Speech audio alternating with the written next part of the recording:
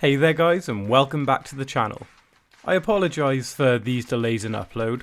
Changes to my working life have kept me busy, but I'm adamant to get uploads out as quickly as possible. Without further ado, on with the video. Okay, I truly believe this is the best episode of Gravity Falls. First of all, this episode does a great job as both an origin story for Grunkle Ford and resolving the mystery of who the author is. It would have been all too easy for the showrunners to just state they're brothers with a rocky relationship. The setup in particular to this origin was well executed. All we see is two boys having an adventure. Yes, the designs of their younger selves clearly highlight who is Stan and who is Ford, but the audiences don't know that yet. They essentially don't know anything about Grunkle Ford. The characteristics and attributes are beautifully highlighted through dialogue and fluid movement of character.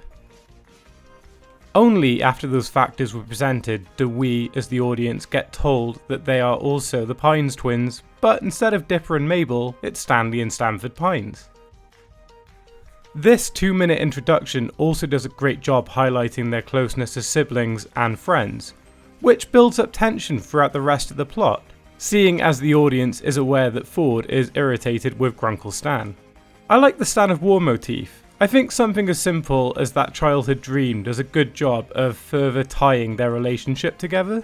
It also acts as a great callback, both in this episode and during the series finale as well. It also seems like the kind of optimistic escapism that would drive a younger version of Stan's character, as it incorporates the more selfish side to his character and acts in some way as a literal anchor weighing forward to him.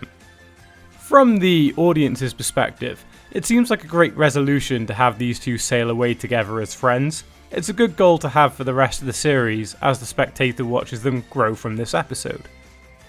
In terms of their teen years, I would argue that the rest of the characters are kind of harsh to Stan, especially their principal.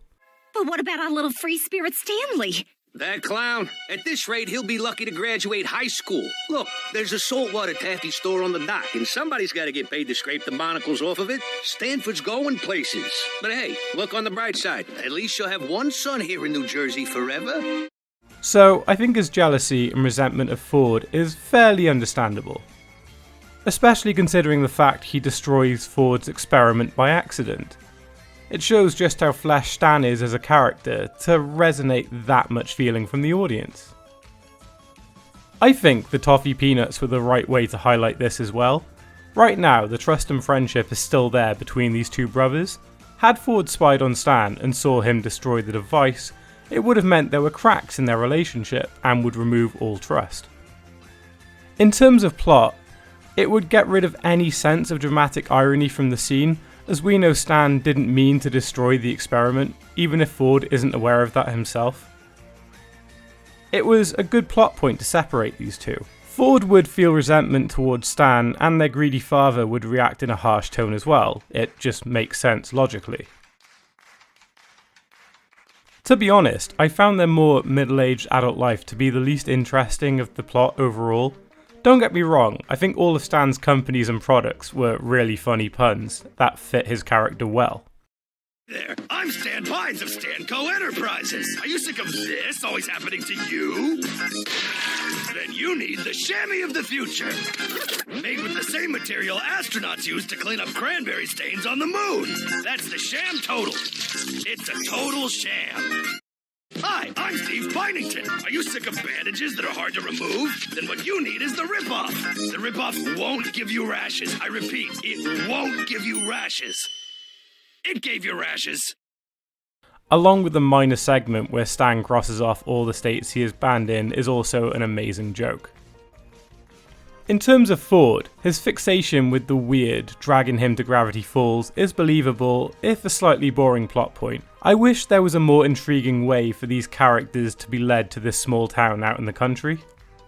In terms of the rest of the characters and general background, there is a lot of great continuity here, like the shop that was haunted being open and available, witnessing how Susan got her lazy eye, and even Stan's tattoo, which is the most amazing follow-up scene from any television show in my opinion. So yeah, I think this episode's strength lies in its world building, the introduction to Grunkle Ford, and the origin of Grunkle Stan. It manages to juggle all of these points without anything feeling underdeveloped or overstuffed.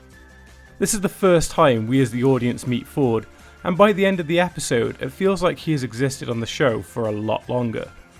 Every line of dialogue and character interaction feels deserved, and whenever there are jokes, they land so well. Just give me a few more days, Rico. I'll pay your goons back, I swear.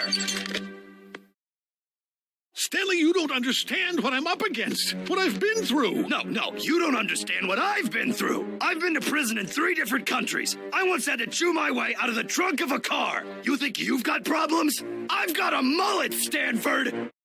This is why I believe this is the best episode of the series. Did you like this episode? I would love to hear your thoughts in comments down below. If you enjoyed what you saw, then please hit that like button and subscribe. Stay close as I try to post new content every single week.